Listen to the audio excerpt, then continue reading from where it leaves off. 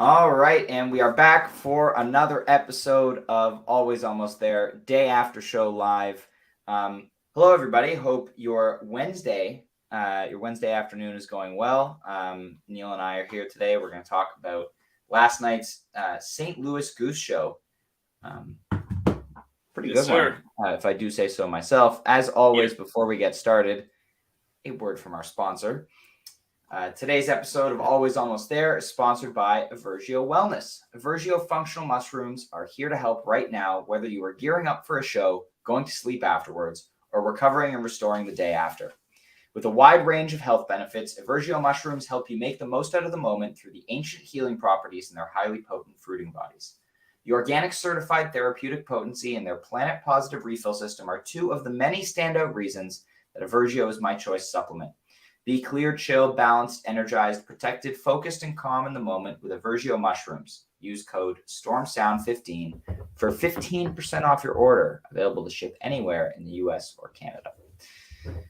So, Neil, how are you doing today? I'm doing all right. I'm really excited to talk about this show. I'm excited to talk about a Rabelo vinyl coming out, which I've been calling for a while now. And lots of news today. It's just exciting. So it's a good news Wednesday, I think. Yeah, It is good news Wednesday. Very excited. I am super stoked about that Rabelo vinyl. I've already listened, through it all on Spotify. I've been pretty vocal about how much I really like Rabelo. I was at one of the shows that's on the recording, so that's exciting. They didn't include the recording of, or I was at two of the shows, but they didn't include the recording of Ship of Fools from Beverly, where I lost my mind. And it picked up on the soundboards of me squealing. But hey, at least we got the Zip It Arise. We did get the Zip It Arise. That is exciting. That's gonna sound clean on vinyl. It is gonna sound super clean on vinyl. I did want to listen to myself squealing like a child on vinyl, but I'm apparently gonna have to wait till volume 2. If they do another Ship of Fools on volume 2, I feel like the Rabelo catalog is big enough that they don't need to. I think I might be left out on that one, left out in the cold. But, maybe we'll get Dim Lights on that, which, if anyone's listening, Dim Lights. I'll buy all your merch if you put Dim Lights on the next vinyl. Clean out the merch table at your next Goose show. So, yeah, I'm wondering if there's a dude right now with $5,000 worth of Goose merch, sitting on his kitchen table. If anyone has a lead on Matt and what happened to him when they played Jeff Engborg, he has not been on Twitter since before the show last night. So, we want to make sure he's okay. Maybe he's now he's washing dishes for them on tour to pay off all the merch. He could, he did get that free copy of El Goose Times. And to Roth here. Thanks, Dad. Maybe his partner just kind of has locked him in a room after he plopped $5K worth of merch down on the kitchen table. You never know. Anything could be happening right now. How would your family react if you were in that position and you showed up home, having bought every piece of merch at the merch table? I've come pretty close. I think I've come pretty close, but not that bad. So I haven't gotten in trouble yet, but I hope he's well. You're walking the line. I hope everything's okay with him. I can't wait to check in and hear what's going on. I'm excited to hear from him. Yeah. Well, we do have a special guest, Tom, aka Tom Demands Whipping Post on Twitter. He's here today. He was at the show last night. So we're going to bring him in and we're going to chat about the show. Tom, how are you? Welcome. Hey, guys. I'm doing all right. Thanks so much for being on today. Sure. Very excited to have you on and chat about last night in St. Louis. So tell us about the venue, the vibe, Sure. What was going on? Yeah, I noticed they actually did just put the soundboards up on Bandcamp too. So I thought about dropping off and just listening, but would have respected yes. that. Yeah. So they played at the pageant, which is in kind of a area in St. Louis called the Loop. A lot of good bars, restaurants. I've been to that venue a ton. Really easy to getting in and out of it. Parking can be a little bit annoying. Sound quality there usually is lacking. It's something I've complained about a lot. I did not have that experience last night. I think it's just that jam bands know how to know what people are there for, and they actually spend the money and time to make sound good. Shout out to Sam Bardani on front of house sound for Goose. Always kills it. Maybe, you know, I found every show that I've been to has just sounded incredible. You know, I heard, you know, a couple of the venues that I saw them in, like, you know, Fillmore, Charlotte, or, you know, the sound was going to be terrible. The sound is terrible. Fillmore, Charlotte, I think is the worst venue that I've ever seen a concert in. Absolutely terrible experience, but the sound was awesome. Nice. Nice. So were the lights, you know, as Yeah. always. As always. No what else bathroom was lines. No bathroom lines. Easy to get a beer, maybe a little bit too easy to get a beer. But didn't lose any time, kind of moving back and forth. And yeah, I had a great evening, start to finish. Had a ton of fun at that show. Amazing. Well, glad that you were able to, you know, get up and be on with us. I think I'd be still sleeping. So, yeah, thanks for being here. An interesting note about the sound. We were talking about this before we recorded. Like, Goose has a way of transcending like terrible sound venues. I saw them at T5, which is notoriously bad, and it sounded great there too. So, I don't know. Maybe other people didn't have the same experience I did, but kudos to them for that. So, never know. Yeah. All right. Well, so last night's show, let's get into the music. Opening up with the Whales. Tom, what did you think of the Whales open? Yeah, I'm honestly disappointed. It's not necessarily a song I enjoy hearing that much. It was quick and short. I don't know. I guess I didn't really have an opener call. It wasn't something I was really wanting to hear in that spot. But you know, they got through quickly. Yeah, and then you know, I agree. We got some nice new ooze in there. Slightly. yeah, we got ooze instead of O's. Yeah, we were talking about that last night. Ooze instead of O's. That was a cool thing to note. Did not make the set list notes after the show. I don't think it made coaches either, which I'm surprised about. The just adding an extra vowel onto Yeah. onto there's no new ooh feel note coming out. But then after that, I think we get into the highlight of the set for sure, which is the Jive 2 Jive Lee pairing. You know, what was that like in the room? Super high energy. Jive 2 ripped right through, and they jumped right into Jive Lee. Man, people were screaming and yelling. That Jive Lee, you know, it was the highlight of the night for me. I think in the room, I'm looking forward to listening back again, and that this old C might kind of catch me. By then, I think I was a bit oversaturated with music, maybe. Jive Lee had a section where Peter was on synth really heavily, and the synth was super loud in the room. I could like feel it in my chest. It reminded me of Paige opening 1999 in that Vegas show with that super loud synth, right? That really did it for me. There was some pancake teasing in there too, I think, toward the end that got me really excited. Maybe I was just hearing it, but I'll go back and listen for that though. See if you can hear it. I'm always after teases. It sounded like when they go back into pancakes at the end of a jam. That's what I felt like was going to happen there for a second. But yeah, that was definitely the highlight of that set. And Jive Lee in particular, I thought was the most creative the jamming got that night and was kind of interesting. Nice. Yeah, I mean, anytime you get close to 28 minutes of jive in a show, it's pretty awesome. Win. And when you begin at the second song of the show, that's pretty spectacular too. You know, echo some points about Peter on the organ last night. It was outrageous in this, and then later in Engborg, which we'll talk about a little bit. Yeah. And I will listen again for those pancakes like outro teases. I have heard that in jams before. It's a lot in what is that? The echo that Kevin really loves. Is that Chrysalis Echo? It was the echo over Rose. Yeah. So that little like motif shows up in other jams. So like I'm definitely going to go listen for that because I wouldn't be surprised if that's exactly what you were hearing. It's a thing that they can kind of hook into. Yeah, man, this Lee is like pretty cool, and they do a bunch of different cool stuff. You know, I think Ryan would call it marimba. I would have called it vibraphone. But I think we get a little bit of the Peter on vibraphone in there. I think it's potato. Yeah. I think every time this comes up, I'm just going to do this thing where we disagree on what we're going to call it. Great. Why not? We're good at disagreeing. And then, you know, like after that, you know, you get that like a pretty extended like TED-like jam, which I think is kind of what you were talking about there. And then the ending of this Jive Lee is so outrageously fast. Oh my God. It's bananas. It's like one of the fastest I think I've ever heard. Kind of blew my mind at the time where I was just like, I can't believe this is ending so quickly. But and it was tight too. It wasn't sloppy where like they weren't on the notes. They were crushing it. I also, there was one point towards the end before they really got into that breakneck section where Rick started doing this like really dark, like thing that I was hoping he was going to kind of lead the band into a little bit, and it felt like the rest of them kind of resisted him a little bit, so he didn't push it further. But yeah, this jam was phenomenal. As you mentioned, great synth work from Peter. Interesting to note, he was actually using the Nord synth stuff instead of the newer Prophet, which I'm still waiting for its moment. It's going to have its moment. I'm ready, and I'm waiting. But yeah, this Lee, another in a great group of Lees played this year. It's really stepped out again. Like 2021, there weren't really as many exploratory versions, but it's nice to see it really, being a standout this year.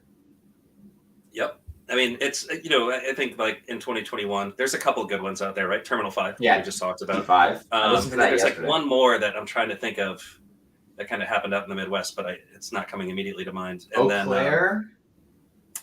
Maybe. But for the most part, like, it was just like, you get like a brief period of like some like funk, and then like, you're done. Now you're getting like some actual like, some kind of satisfying extra pieces in there that, you don't normally get. Mm-hmm.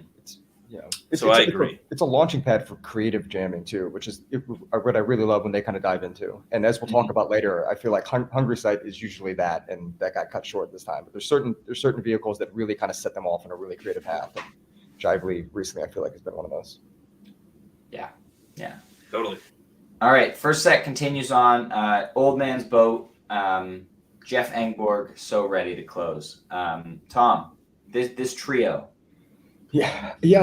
Honestly, this Old Man's Boat, I don't really remember much of it. I'm not sure if maybe there was a bathroom trip in there, or it kind of all blends together in my head a bit. The Jeff Engborg was awesome. I was going really hard during that. Worked up a sweat, dancing, jumping up and down. Yeah, that really hit the spot in the room. I feel like everyone felt the same way, right? Like noobs and vets alike. That really did well in the room. I had heard the song once or twice, wasn't too familiar. I'm going to be listening to that a fair amount. I really like that song. And then, So Ready was a pretty standard. So Ready, I think it's good in that slot. I think I'm a slight preference to Slow Ready. I don't know, but good man. That it was fine in that slot. Yeah, So Ready really works as that first set closer. I absolutely love Engborg. It's so good. I'm thank you to Matt, wherever you are, for buying all the merch so we can have Engborg back again. Hopefully the positive crowd reaction last night inspires them to play it more. I saw it the 2 times they played it in March, and it was awesome. As you said, like, you can't not work up a sweat during Engborg. You're just going hard. I did notice, unlike prior versions, Rick was playing a different guitar part during some of the composed sections, which was interesting to me.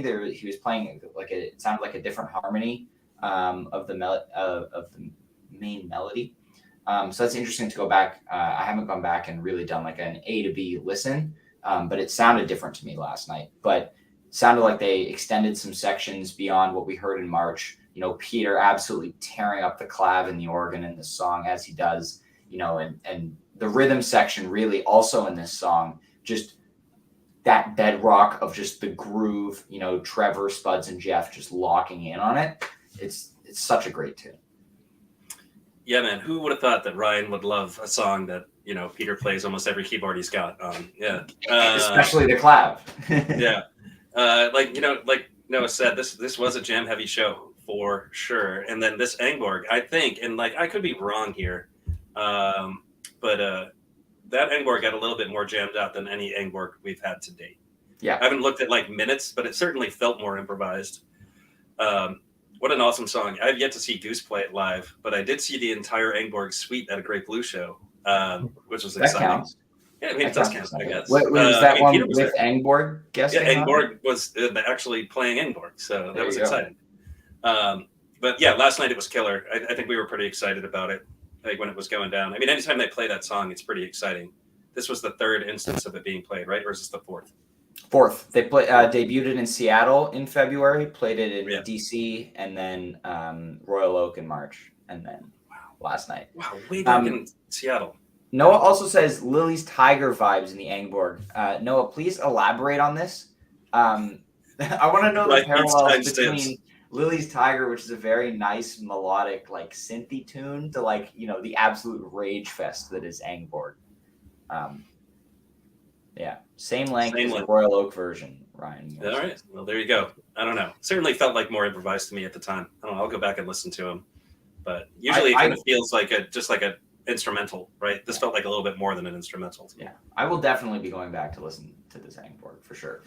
Yeah, so well, Tom, I'll be going back to listen to the show a lot for sure. Yeah, sorry to cut you off. Tom, what was the vibe like in the venue at Set Break after So Ready ended?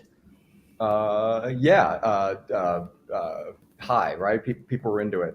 So I brought 3 Goose newbies to the show with me, all fellow Fish fans that I'm trying to bring along the path that I've been on and kind of converting and getting really into Goose. Everyone left by the end of the night with a really good vibe too. Have already got a number of emails from people asking for some further recs and where they can dig in. So it did its trick. But yeah, so it was my Set Break was talking with those guys and digging deep into the music and talking about parallels between that and experience getting into Fish. Awesome. Nice. That's great. And then we get, the Hunger Site Magic Carpet Ride opening to the second set. I was a little bit worried during this pairing. I want to say, we've seen already this tour a bunch of times, like a really, really strong first set and then a less strong second set. Having no jam on the Hunger Site and then dropping into the Magic Carpet Ride. I did think they were maybe going into Dr. Darkness after Hunger Site based on the kind of, spacey jam thing that they did. But it was Magic Carpet Ride instead, which it looked like the crowd was really enjoying it. People were dancing still. And, same with, I think it was the second night of Atlanta, that second set, higher energy stuff that the crowd is loving, but maybe doesn't translate as well on the couch. So what was this second set opening pairing like in the room?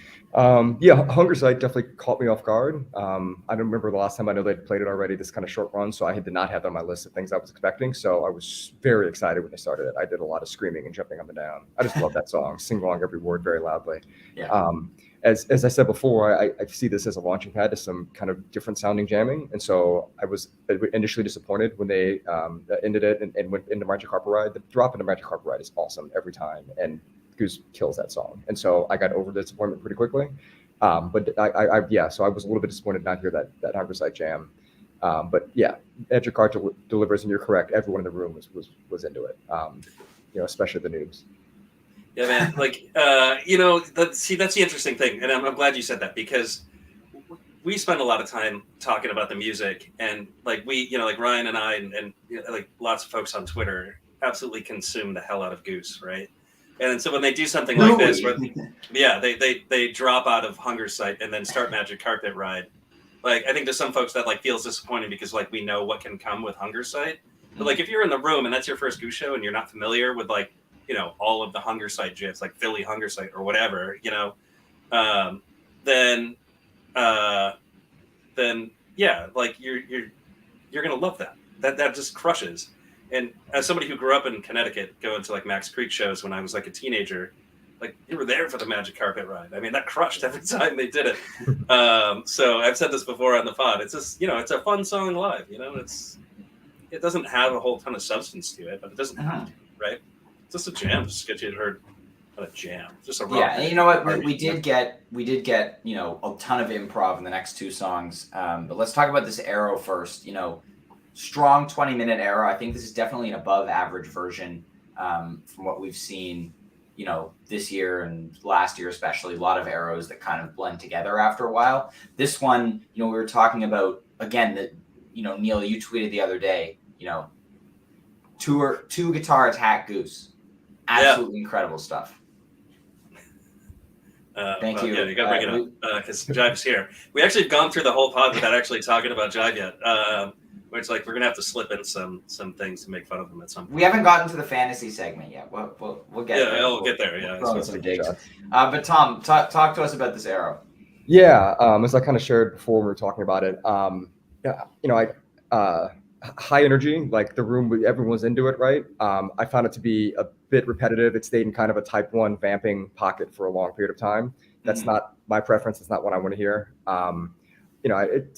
Probably picking hairs to a certain extent, but knowing that the Hunger Scythe was cut short and we instead got time put in that arrow, that would have been, if I had my preference in building the most perfect show, would have switched that around. But I didn't see people bored during the arrow, that's for sure, especially people new to the band. But the people I was there with were really into it.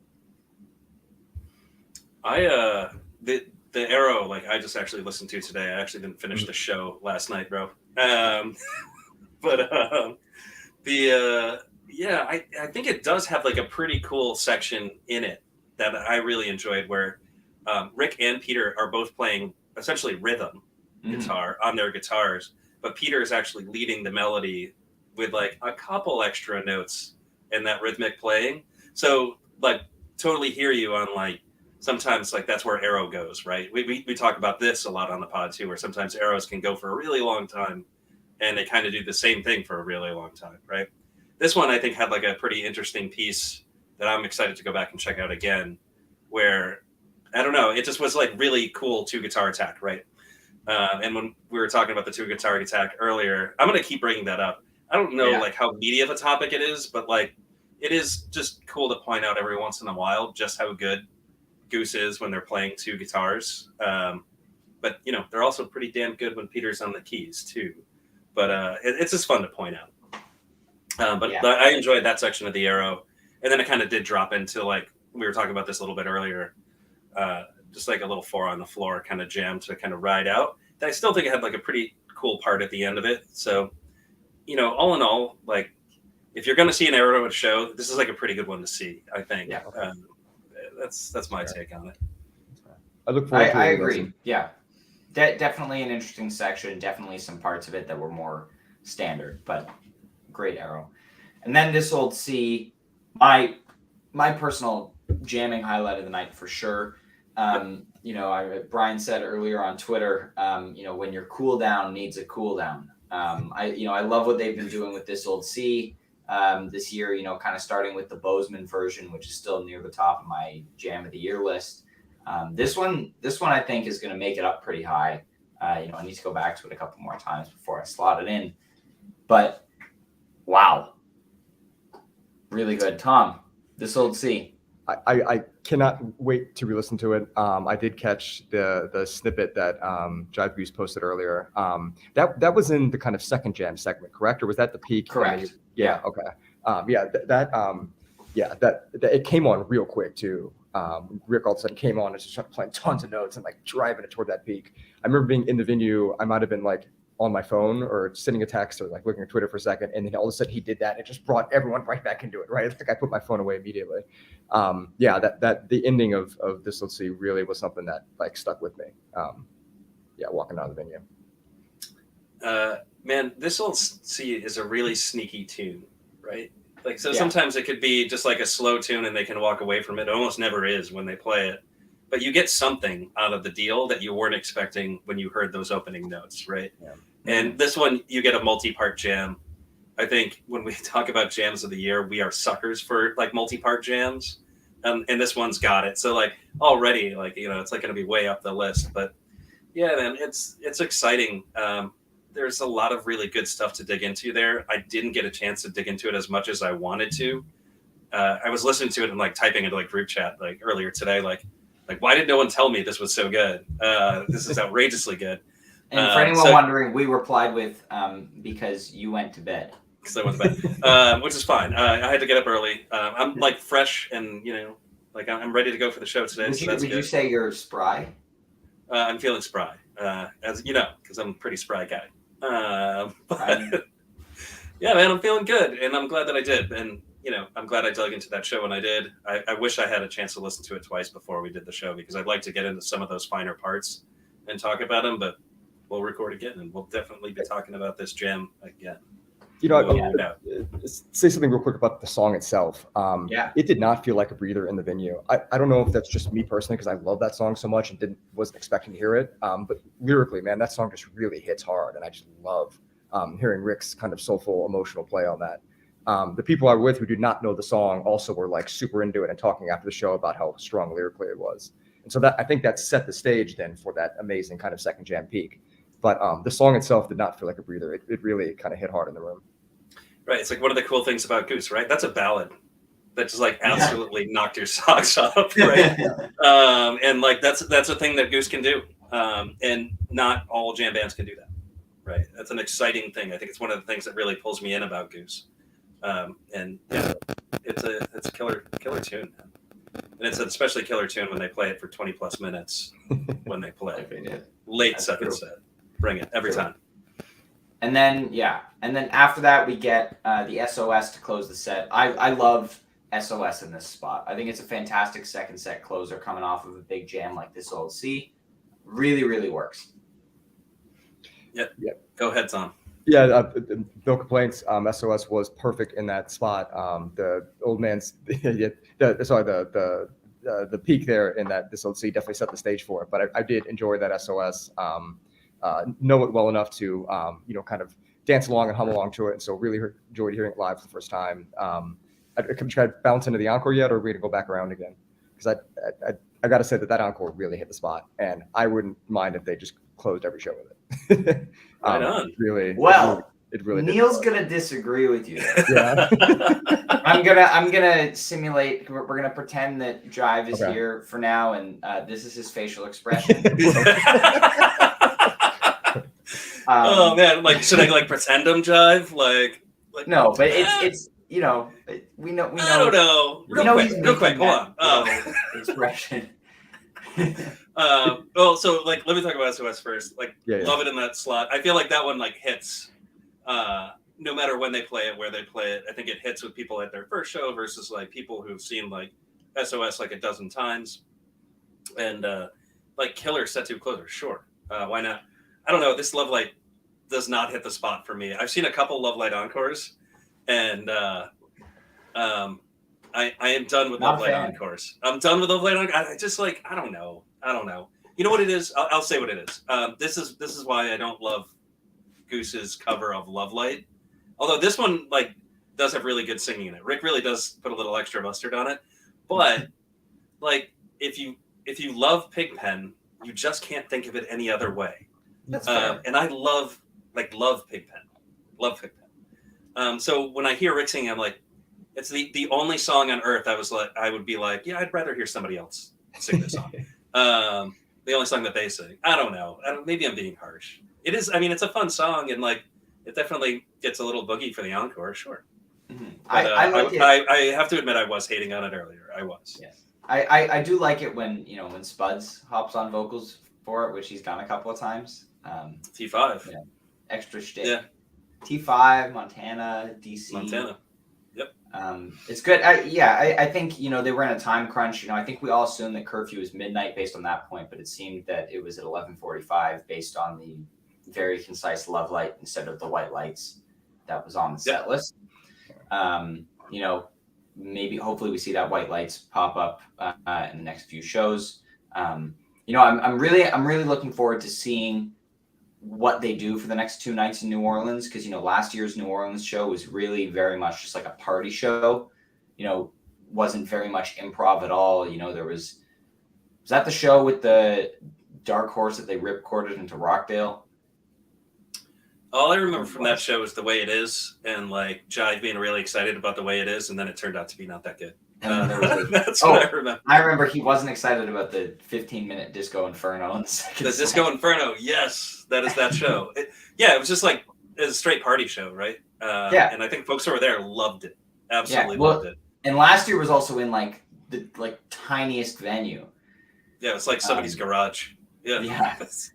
Well, yeah, when they were like, oh, we could walk off for the encore, but it's too difficult to get off the stage, so we're not gonna.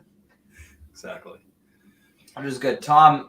So, final thoughts on last night's show, your experience, the music, what you're looking forward to re-listening to the most, everything. Yes, I'll do that. Real quick on Love Light, I get that, right? Like, Goose is the opposite of grimy, right? Like, that's what Pigpen wears, right? It does. It's a soft cover. It feels soft, but everyone knows all the words, and it was quick and high energy, and So I understand what you're saying. I think it's great if you take it within the context of Goose, Like I Yeah. think they do a great cover of the Bobby Blue Bland song. But you know, as a longtime Grateful Dead fan, having listened to Pigpen do it, yeah, it's harder to then go to the Goose version and be like, oh well, you know. I can't think of a song that would make them feel softer. Like it's in terms of like, yeah. I would never knock anybody for liking that Love Light, for sure. But I Yeah, you know would. at least Russo's in the same boat with me. And you know, maybe if I say I hate it enough, next time they play it, they'll be like, "This one's for Neil," you know, because he hates this song. Because I want a dedication too. Everybody's getting dedications now. Like I want one. I wouldn't mind a Whipping Post dedication, but there you go, and you deserve it. From any band. From any band. Yes. Oh yeah. No, it's irrelevant. Yeah, any band. I noticed you've added in a demands now. Before it was just like I want you to play it. Now it's like play it or else. It's getting more aggressive. It'll become pathological eventually. But Nice. You know, Rick played it at a festival in early September. I saw that. It could happen. Yeah. I'm thinking Tab Goose Tour. I think that's my best shot, right? Like Trey used to play it. It was like one of Fish's original. I mean, I've done it probably too much, but it was one of Fish's original jam vehicles, right? Like going back to the '80s, and all of a sudden they just dropped it completely. But it's obviously a song Trey likes. Rick just played it. Maybe they'll cover it together. I mean, hey, you know, historically, Goose has played some Allman Brothers stuff. Like I think they used to play One Way Out. Maybe it wasn't them. Gotcha. Yeah, I think that's. I think they should because I think they would do really well with some Allman Brothers covers. Hey, you know, I thought for sure we'd see one after like the Allman Brothers Dream set, and then them playing in Atlanta just the other day. Yeah, I thought like maybe that would be a place where they sneak that out, but if we get a sit-in with, you know, any other guitarist, like a Liz Reed might be really cool. Yeah, maybe we can hope, we can dream. Allman Brothers, yeah. I also think Rick would do pretty well at singing some of the stuff. He didn't do a half bad job at the Dream set, so yeah, that's true. So yeah, Tom, final thoughts on last night. Yeah, I left musically satiated and ready to sleep. Very excited to dig into the This Old Sea in particular and re-listen to that Jive Lee. I'll put the whole thing on probably in order here to finish my workday. Heading down to Austin to see him Saturday. Looking forward to getting one more show in. I'll see you there. Oh yeah, nice. Yeah, awesome. I will see you there. Looking forward to get one more show in before Cincy. But yeah, I left satiated. That's how I would put it. oh man. Yeah. Well, thank you so much for coming on today. I'll see you at Stubbs on Saturday. Very excited for that show. Yeah, excited. I'm excited for the Whipping Post. Yeah, the Whipping Post is going to be sick. Let's make that happen. Now. Whipping Post on Saturday at Stubbs. Yeah. In the campaign. If you're getting this. All right. Well, Tom, have a fantastic day. Thank you so much for coming on. Really appreciate it. Thanks, Tom. See you guys. Take care. Really great show. Where do you rank it in terms of the tour so far? I don't know. I haven't listened to it enough, but this is one of the better shows of the tour. I think so. It might be my favorite so far. I think just as a complete show, it really might be. You know, again, also that's a hasty rank. You know, haven't listened to it enough. I'm very excited to see where you know, Lee and C slot into my playlist. Arrow, maybe. But yeah, I think it's a great show. You know, bodes really well still. I think they're still on that upward trajectory towards the rest of the tour. Really, really, really excited to see them in now 3 days. So yeah, man, I'm excited for you. You didn't put the sign up like we talked about the other day, but you should. Oh, I forgot about that. Yeah. You know what? Next time I'm podcasting, I will be in Austin on Friday. So you should find a great spot in Austin to podcast from, so we have like a scenic backdrop. So closing thoughts on the show. Yes. Closing thoughts on the show. You know, I'm going to go back to this comment. It was a jam-heavy show, and if you like improv, this has to be near the top of your list of shows on the year. I think the best jam of the tour is probably in this show. And that's like a pretty dangerous statement because there's a pretty hefty Rosewood out there that people like a lot. But I do think probably it's going to shake out that this Old Sea is one of the better jams of the tour, although who knows, they might just blow it out of the water in the next show. But this is a very, very good show. It's got rare songs in it. I mean, if you catch an Engborg and a This Old Sea in one show, that's exciting stuff. If you're the kind of person who chases tunes. They played I think on the Goose originals that are like in rotation, like non-Turkish Hills. They played I think like some of the longest gap ones last night. Like Wales was also on like a 14 show gap, 14, I think. Yep. Engborg, obviously, This Old Sea was like 19 shows.